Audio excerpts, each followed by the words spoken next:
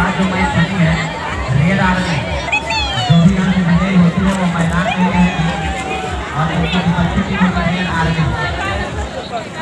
इस match के अनुसार जो match होती है रेड आर्मी।